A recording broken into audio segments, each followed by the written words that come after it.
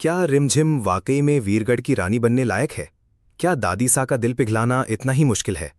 और क्या समीर का प्यार रिमझिम को इन मुश्किलों से बचा पाएगा? ये सब सवाल आज वीरगढ़ के महलों में गूंज रहे हैं।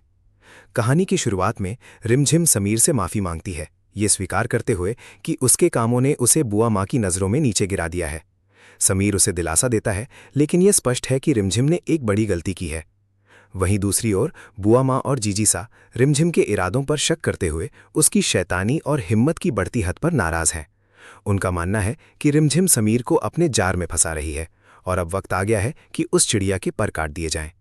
ये लोग रिमझिम के लिए एक बड़ी चुनौती पेश करने की योजना बना रहे हैं। अच्छी खबर यह है कि वीरगढ़ के नए महिला सशक्तिकरण प्रोजेक्ट के लिए इन्वेस्टर्स तैयार हैं। समीर को एक इवेंट के जरिए इस प्रोजेक्ट को लॉन्च करने का आइडिया दिया जाता है, जिसमें उसे और रिमझिम को ट्रॉफी जीतनी है। ये वीरगढ़ के लिए एक सोने पे सुहागा जैसा मौका है, लेकिन राजगढ़ के प्रिंस का चैलेंज इसे और भी रोमांचक बना देता है।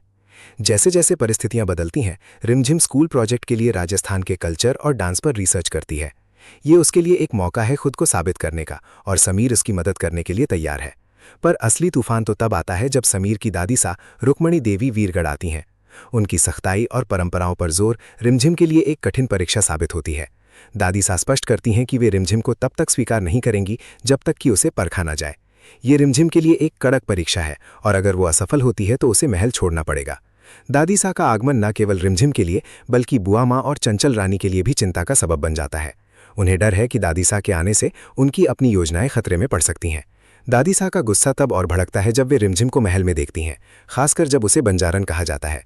वे समीर को चेतावनी देती हैं कि उसकी गीली जुबान पर लगाम लगाए, और रिमझिम को चोरनी कहकर अपमानित करती हैं। समीर अपनी पत्नी के बचाव में खड़ा होता है, लेकिन दादी सा का गुस्सा कम नहीं होता।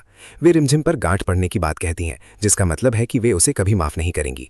ये स्पष्ट है कि रिमझिम को न केवल अपनी गलतियों का प्रायश्चित करना है, बल्कि दादी सा के सख्त नियमों और परंपराओं को भी समझना है। क्या वो इन मुश्किलों का सामना कर पाएगी? क्या समीर का प्यार उसे इन चुनौतियों से पार दिलाएगा? ये देखना दिलचस्प होगा कि क्या रिमझिम वाकई में वीरगढ़ की रानी बनने के लायक साबित होती है।